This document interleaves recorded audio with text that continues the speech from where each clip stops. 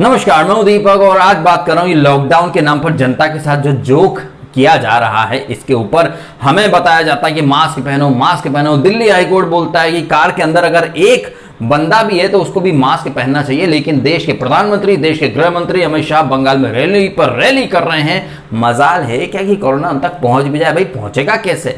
पहले तो कोरोना बंगाल में ही नहीं पहुंचा है, पहुंच भी जाएगा तो पहले अमित शाह जी के जो बॉडीगार्ड्स हैं उन तक पहुंचेगा, उसके बाद भाई गृह मंत्री के ऊपर कोरोना अटैक कैसे कर सकता है? गृह मंत्री के लिए तो एम्स के दरवाजे, एम्स के हॉस्पिटल में ये बेड वगैरह, वेंटिलेटर सब तैयार रहेगा।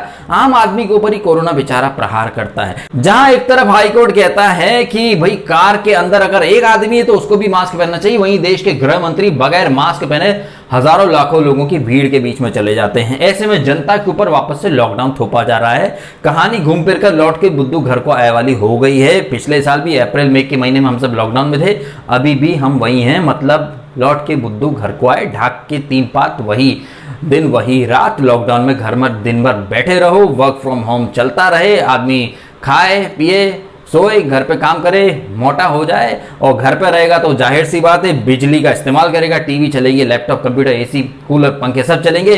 बिजली के बिल में कोई कटौती नहीं होगी, सैलरी में जरूर कटौती हो जाएगी, फिर एक साथ वसूली की जाएगी। आपको याद होगा पिछले साल महाराष्ट्र में अप्रैल में जून के जो बिल आए थे इलेक्ट्रिसिटी के, 3-3, 4-4 मतलब 5-5 गुना, कई लोगों के तो 25-25, 30-30 हजार तक के बिल आए थे, जबकि सामान्य तौर पर लोगों का बिल 1500-2000 के आसपास आता था, लेकिन सडनली लोगों को 20-20 हजार तक बिल आए थे। इस बारे में एक वीडियो मैंने बनाया भी था।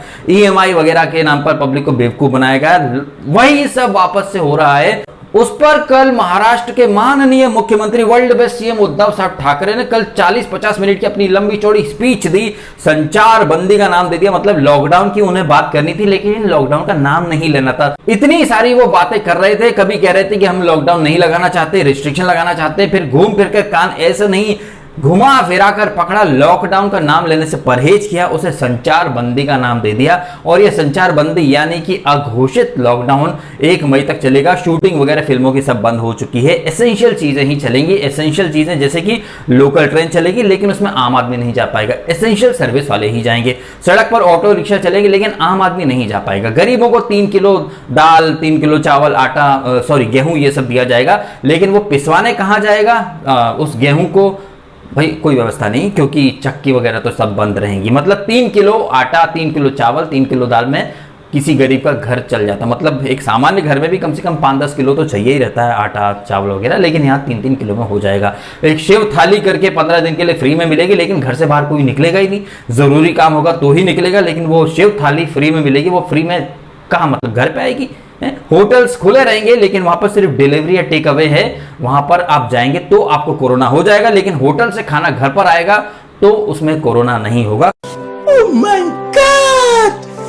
Wow! यही नहीं, शहरों की सीमाएं, स्टेट की सीमाएं जो महाराष्ट्र से टच है, स्टेट गुजरात, एमपी, इन सब की सीमाएं सील की जा रही हैं ताकि कोरोना उस तरफ से इस तरफ ना आ जाए। और प्लस नाइट कर्फ्यू तो है ही सही। अंधेरी रातों में सुनसान राहों पर एक मसीहा निकलता जिसे लोग कोरोना कहते हैं, तो कोरोना रात में निकलता तो नाइट कर्फ्यू भी लगा है। और 1 मई तक के लिए सारी रिस्ट्रिक्शंस यहां पर अमल कर दी जाएंगी आज रात से। तो चाहे लास्ट ईयर मोदी जी के द्वारा अनाउंस किया गया नेशन वाइड संपूर्ण लॉकडाउन, या फिर महाराष्ट्र के मुख्यमंत्री, या फिर उत्तर प्रदेश के मुख्यमंत्री, या फिर गुजरात, एमपी या दिल्ली में केजरीवाल, अपने अपने स्टेट में हर कोई लॉकडाउन लगाने की तैयारी कर रहा है। इसमें पिसता कौन है? सिर्फ एक मिडिल क्लास आदमी जिसे अपना घर परिवार चलाना है, या फिर रोज कमाने रोज खाने वाले मजदूर। जो आदमी सड़क के किनारे समोसा बेचता है, वड़ा पाव बेचता है, वो तो रोज कमाता रोज खाता है। सब्जी बेचने वाला, इन सबको डंडे पड़ेंगे या फिर लगाने का, मतलब अपनी दुकान लगाने का मौका ही नहीं मिलेगा, तो कमाएंगे क्या, खाएंगे क्या?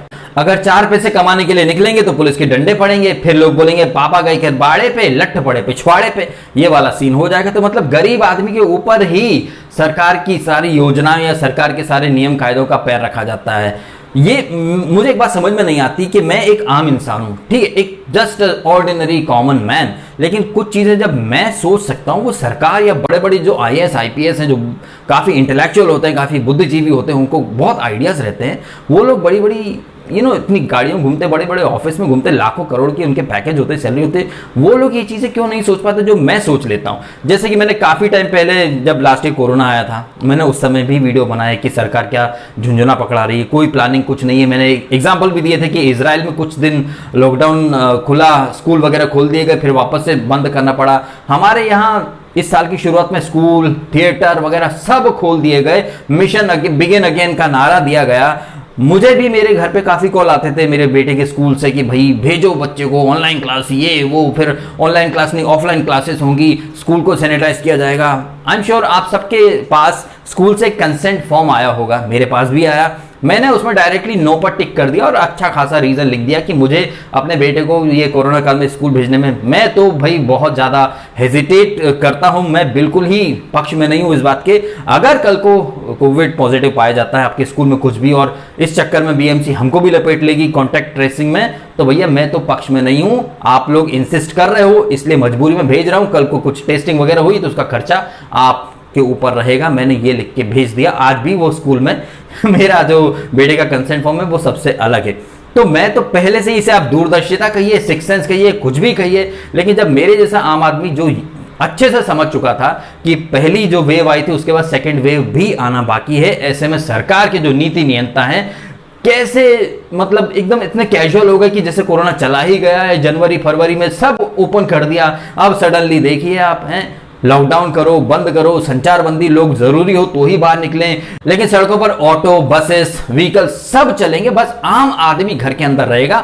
एंड जैसे कि मैंने कहा घर के अंदर रहेगा तो बिजली का बिल वगैरह खूब भर भर के आएंगे, सैलरी कट जाएगी लेकिन बिजली का बिल नहीं कटेगा, तो आम आदमी को कहीं कोई राहत नहीं है। यहाँ पर जो बड़े बड़े लोग हैं, और आप गनीमत देखिए कि मुंबई में, महाराष्ट्र में लॉकडाउन लगने की बात हो रही है, लेकिन यहाँ आईपीएल धड़ल्ले से चल सकता है। आईपीएल क्रिकेटर्स को कोरोना होगा नहीं होगा भी तो अफोर्ड कर सकते हैं। तो ये जो चल रहा है ना यहाँ पर हमारे देश के अंदर, ये अजीब लेवल का चूतियापा चल रहा है, ये समझ से परे है। सीधी सी बात ये है कि यहाँ लोगों को डराने के लिए, लोगों को कहीं ना कहीं वसूली करने के लिए, पिछले साल वसूली जो बिजली के बिल के नाम पर की गई, फिर अब 100 करोड़ की वसूली का हमें पता चला ही, तो इस टाइम पर आपदा को अवसर बना रही है महाराष्ट्र सरकार भी, और गरीब आदमी के ऊपर ही इन सब के नियम पालन और सारे अनुशासन या सब दंड विधान गरीब और मिडिल क्लास आदमी पर ही लागू होता है। जब मैं ये चीज़ महसूस कर सकता हूँ कि एक कोरोना एक वेव आ चुकी है, दूसरी आना बाकी है, तो सरकार की नीति नियंता, जब आपने ऑलरेडी लॉकडाउन कर रखा था 4-5 महीने का, तो फिर कंटिन्यू करते ना।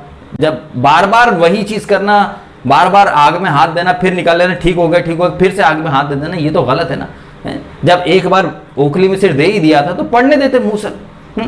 अब ये जनरल प्रमोशन किया जा रहा है सारे बच्चों का, सारे महाराष्ट्र में पहले बोला कि 1 से 8 तक के बच्चों का जनरल प्रमोशन होगा, अब कह रहे हैं 9th and 11th का भी हो जाएगा। मतलब आपको फीस भरनी पड़ गई, लेकिन end of the year general promotion हो रहा, मतलब बगैर एग्जाम लिए बच्चों को पास किया जा रहा है।